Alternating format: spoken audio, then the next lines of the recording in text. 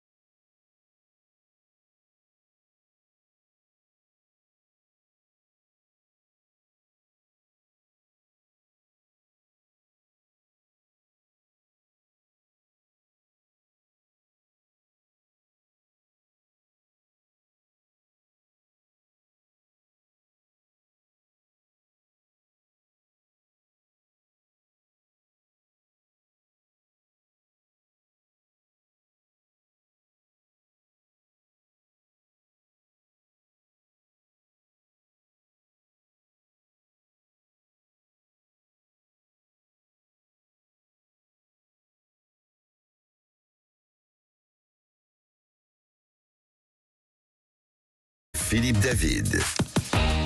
Retour des vraies voix font parler la France avec François-Louis Bourneau, ce sujet qui est consécutif au drame du suicide de la petite, je dis petite même si elle avait 17 ans, Camélia, cette jeune fille qui n'en pouvait plus du harcèlement scolaire. Et vous êtes très nombreux à nous appeler pour en parler, François-Louis. Tout à fait, vous êtes nombreux à nous appeler, nous appeler au 0826 300 300 comme Romina de Vic en Bigorre dans les Hautes-Pyrénées. Bonsoir Romina. Bonsoir Romina. Oui, bonsoir à vous. On a écouté le témoignage de Charlène tout à l'heure et de Chantal dont l'une avait été victime d'harcèlement scolaire et dont l'autre avait sa fille qui était victime d'harcèlement scolaire. Justement, alors, vous situez comment par rapport au harcèlement scolaire? Vous avez subi du harcèlement scolaire? Comment ça se passe? Alors moi, je suis déléguée de parents d'élèves dans une école primaire. D'accord. Donc dans un petit village, puisque c'est Artagnan, dans laquelle ma fille est scolarisée dans ce petit village. Et déjà, on a eu des soucis de harcèlement scolaire dans ces petites classes en CE2 et en CM1. En CE2, CM1, ah oui. Donc la première année, ça a été très difficile. En plus, on a un turnover des enseignants, de la direction. Donc on se retrouve aujourd'hui avec des enseignants qui connaissent et qui suivent pas forcément nos enfants. Et donc quand il y a des soucis qui sont déjà installés d'une année sur l'autre, après on a du mal à faire face. Là quand même, on a pris un petit peu le taureau par les cornes, si j'ose dire, et l'inspecteur académique est venu, il nous a rencontrés, et il y a des choses qui se sont passées. Bien qu'il y a un enfant qui malgré tout a quitté l'école, les parents ont préféré le mettre dans une école privée. Mais pour les autres enfants, ça se passe beaucoup mieux et il y a eu des choses de mise en place. C'est-à-dire qu'il y a déjà eu une réflexion, des liens, parce qu'il faut savoir que le harcèlement se passe aussi sur les périodes périscolaires. Bien sûr, maintenant avec les réseaux sociaux, etc.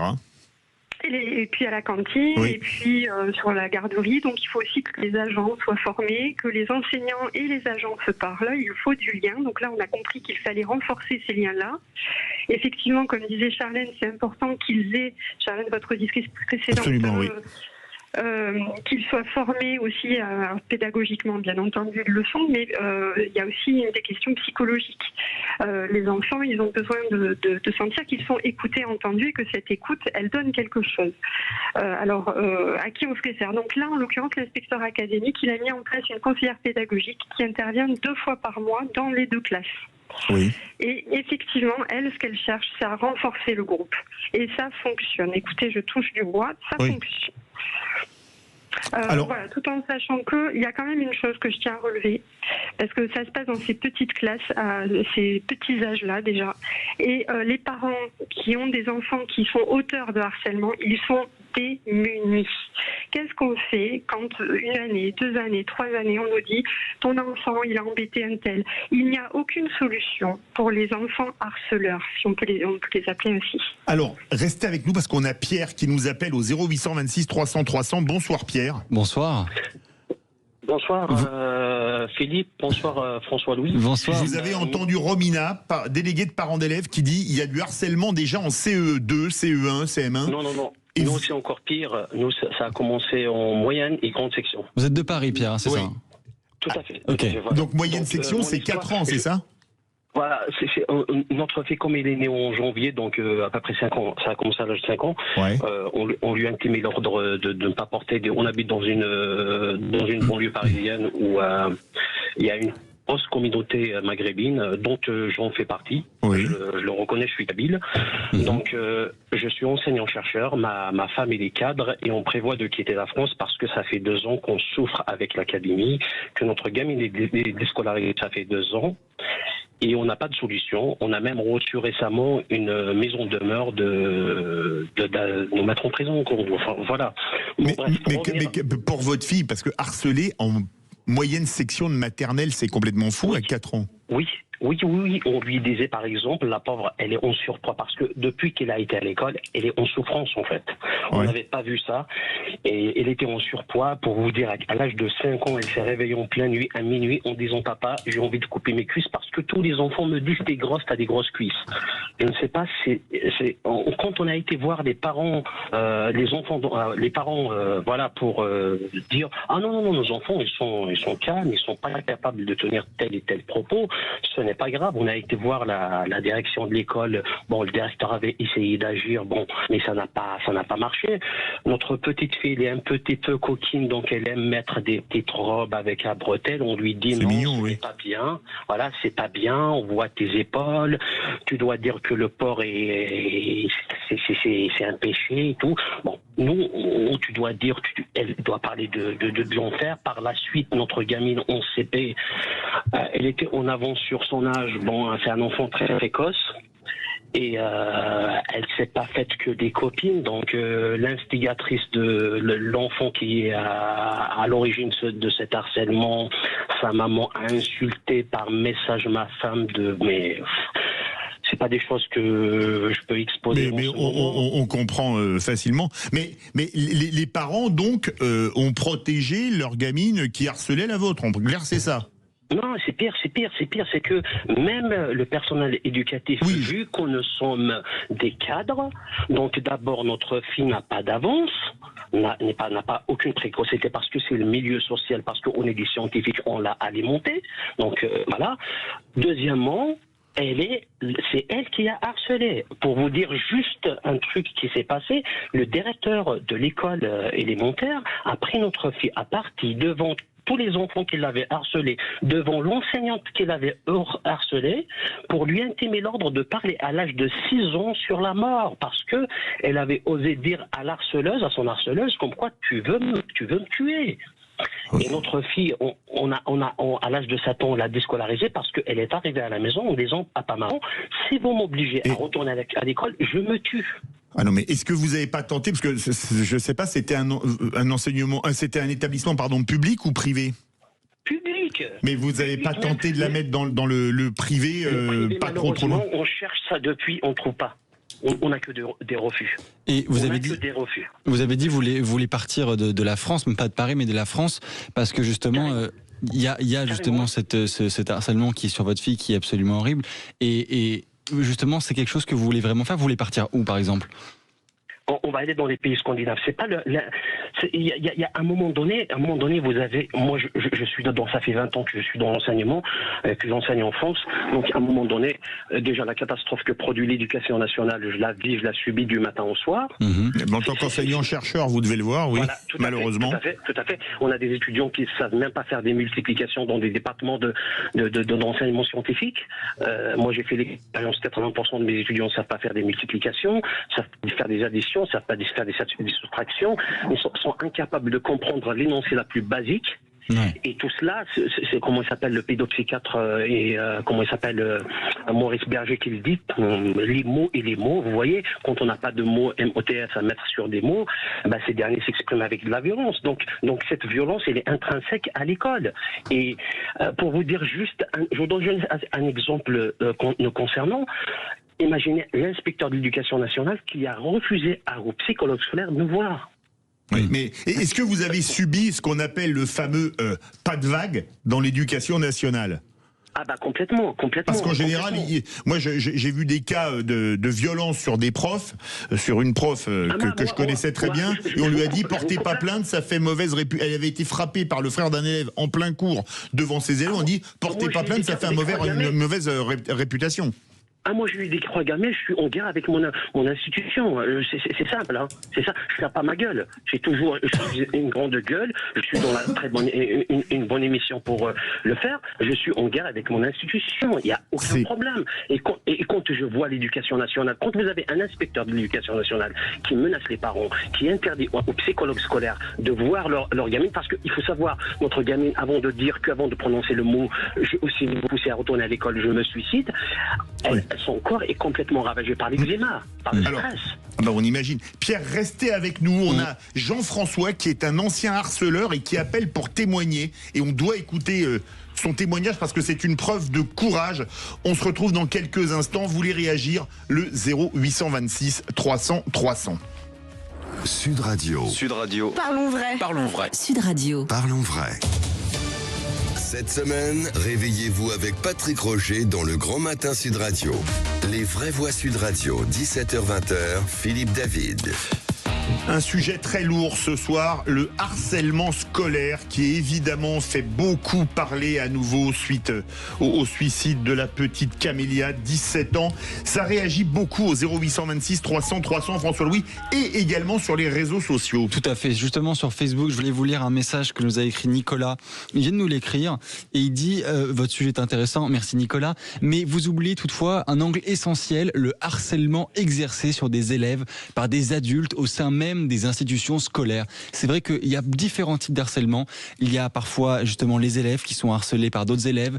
Il peut y avoir du harcèlement aussi des professeurs envers les élèves. Oui. Il y a toutes sortes d'harcèlement et justement si vous en êtes victime ou si jamais vous avez été témoin, dites-le nous au 0826 300 300. On va prendre vos témoignages et on va vous écouter. Harcèlement par des enseignants, on avait vu notamment le procès suite au suicide d'Evaël, une jeune élève pré-ado de 11 ans. Alors la prof avait été relaxée en première instance, mais le parquet a fait appel et il y aura un procès en appel notamment.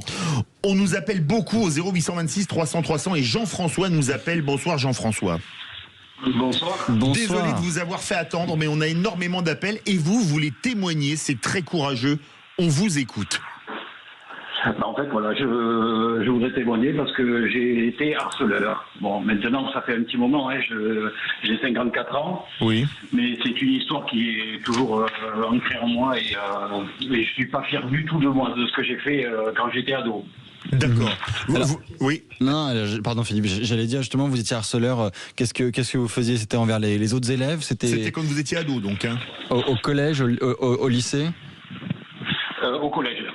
Donc j'étais en 5e. Attendez, je vais enlever le... Oui, coupez le haut-parleur, mettez bien le téléphone à côté du visage. Voilà. Ah ben là c'est parfait. Ah super, voilà, merci. Ouais, du coup on était en 5e et alors je joue au rugby, je faisais un petit peu le malin et il y avait un petit souffre-douleur dans ma classe. Et donc il faisait, en gros, une tête de moins que moi et peut-être 20 kilos de moins que moi.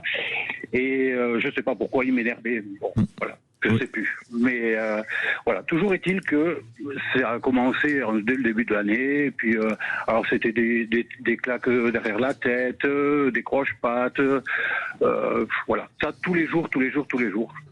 D'accord. Et aujourd'hui, vous dites encore, vous en voulez d'avoir fait ça alors que vous étiez au collège en 5e, sachant que vous avez 54 ans, ça fait 40 ans, quoi. Ouais, tout à fait. C'est pas digéré encore. Pour moi, c'est pas digéré. Ouais. J'espère que pour lui, c'est digéré, hein, mais voilà. D'accord. Et du coup, en fait, bon, on était dans une autre génération. Un samedi, je me souviens encore de la scène. Un samedi après-midi, j'étais en train de faire mes devoirs.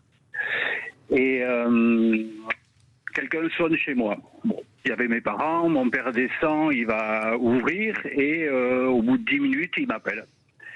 Donc j'y vais et là devant moi, il y avait ce petit garçon, hein, c'est mon collègue de classe que je harcelais avec son père. Et mon père. Et donc mon père me dit, je m'en souviens, c'est quand même impressionnant, il me dit, bon, j'ai appris beaucoup de choses là en 10 minutes, j'ai pas du tout apprécié ce que j'ai entendu, et j'ai rassuré ton petit copain, donc Ludovic, je m'en souviens du prénom, et j'ai rassuré donc Ludovic et son papa, et je leur ai dit que ça ne se reproduirait plus. Et là, mon père m'a lancé un regard, je m'en souviens encore, et bien voilà, ça a été terminé, j'ai plus jamais retouché ce garçon. Et Jean-François, si justement vous aviez ce petit Ludovic devant vous, vous lui diriez quoi aujourd'hui? Excuse-moi. Ouais, tout simplement, ouais. Jean-François, restez avec nous, on va faire réagir Romina et Pierre qui sont restés avec nous. Romina, vous entendez ça? Vous disiez qu'il n'y avait pas de solution pour les enfants harceleurs, mais voilà. Peut-être pas pour tous, mais quand vous avez un père, vous me passerez l'expression, mais qui remet l'église au clocher au milieu de l'église au milieu du village, ça peut quand même solutionner un certain nombre de problèmes, non? Alors ça peut, mais comme le disait très bien votre auditeur, c'est une autre époque. Jean-François, excusez-moi. Jean-François le dit, c'était une autre époque. C'est-à-dire que quand son père lui a fait les gros yeux, de quoi il avait peur, Jean-François, finalement? Moi, ça m'intéresse.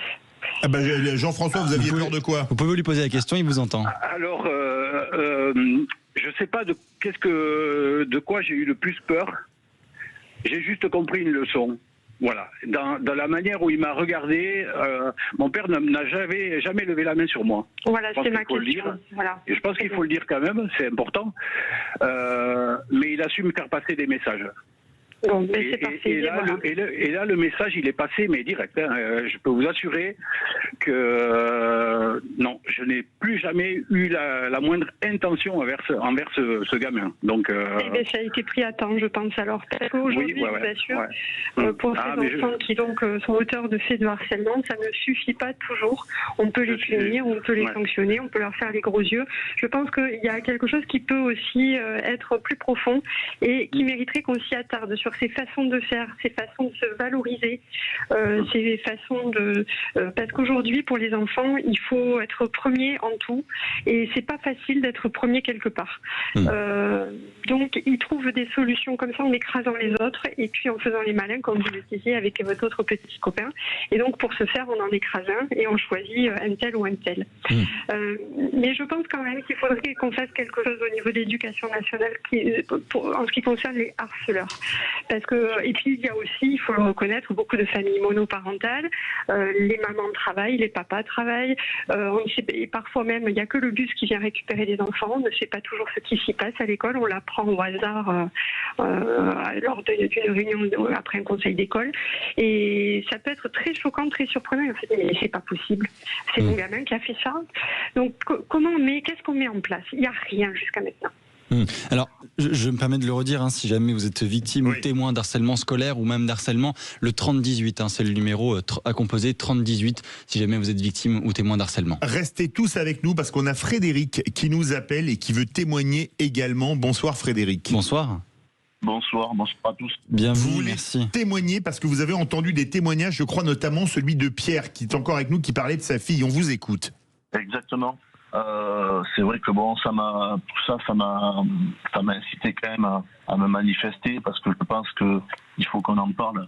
Il faut que trouver le moyen pour que cela cesse. Oui. Moi, pour ma fille, ce harcèlement a commencé à l'école maternelle. Ah oui. Comme la fille de Pierre, donc exactement. Très tôt. Non, alors.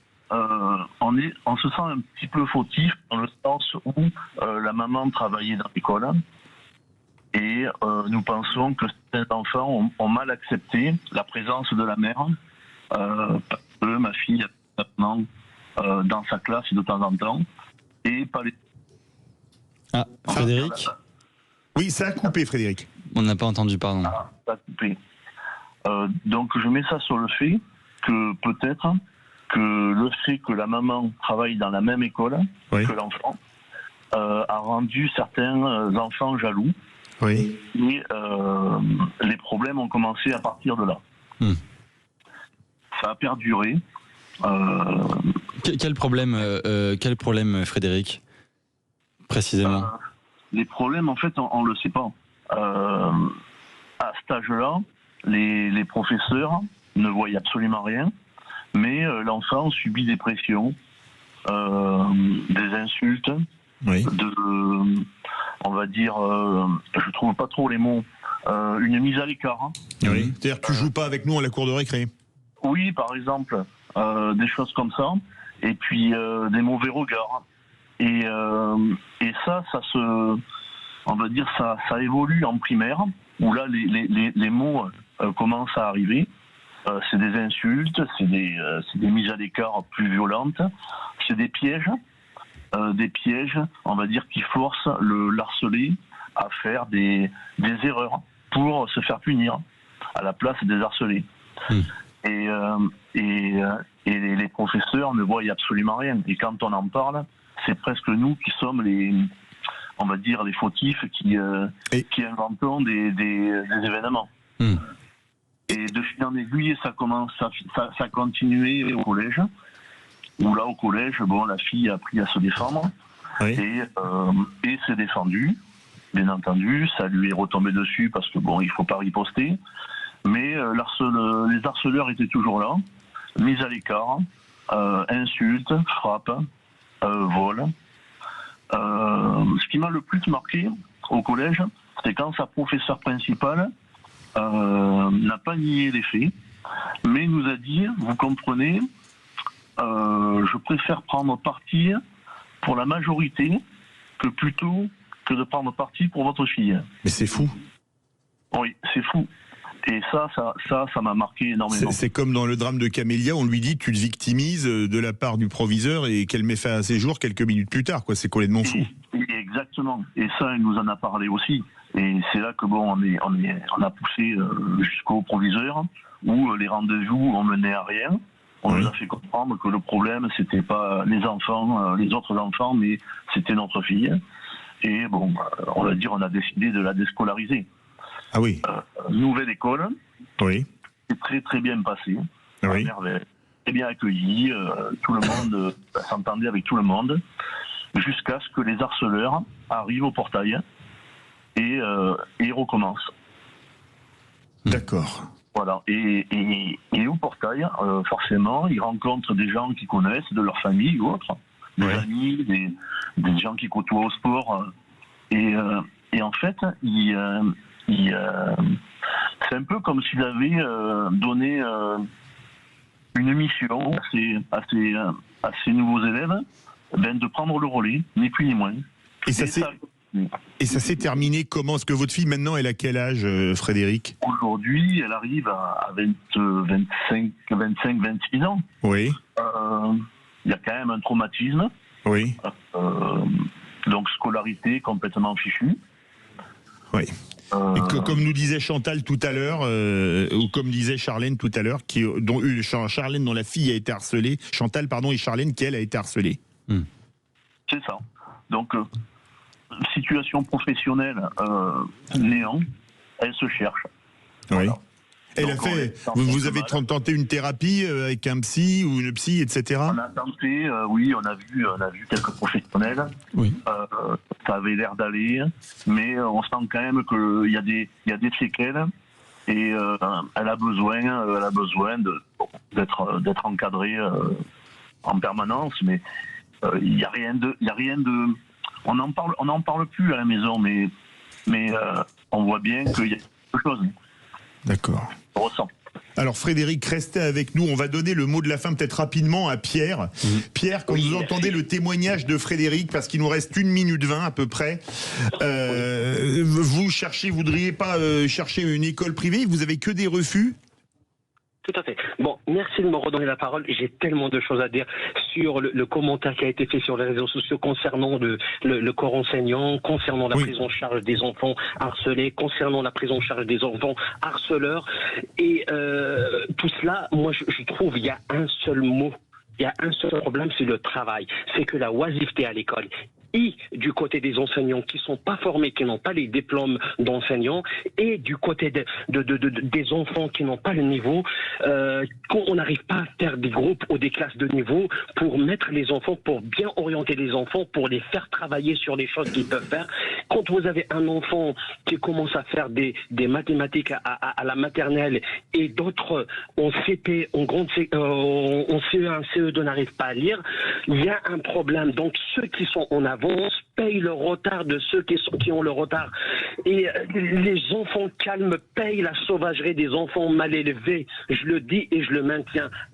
Maintenant, l'école est devenue l'emploi de dernière chance de beaucoup de soi-disant enseignants. Ces enseignants apprennent les méthodes de harcèlement aux enfants. Dans notre cas, l'enseignant en question a exposer, à inciter les enfants à reproduire les effets de harcèlement en disant qui a harcelé cette fille, qui a harcelé notre fille, mais comment, dans les méthodes, comment elle a été harcelée.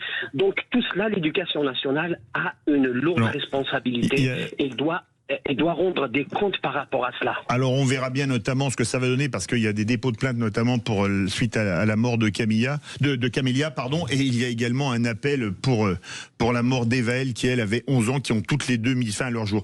Merci beaucoup à toutes et à tous, vous avez été très nombreux à vous appeler. Merci, je vous dis du fond du cœur, merci de votre courage. Merci de votre courage à toutes et à tous pour vos témoignages. On va passer à un sujet un peu plus léger dans quelques instants. On va parler, alors même si c'est pas un sujet très agréable, désagréable, les suppressions d'emplois dues à l'intelligence artificielle dont vous voulez nous parler. On se retrouve dans quelques instants dans Les Vraies Voix font parler la France de Sud Radio. Ah oui. Maintenant, Sud Radio. Sud Radio. Parlons vrai. Parlons vrai. Sud Radio. Parlons vrai.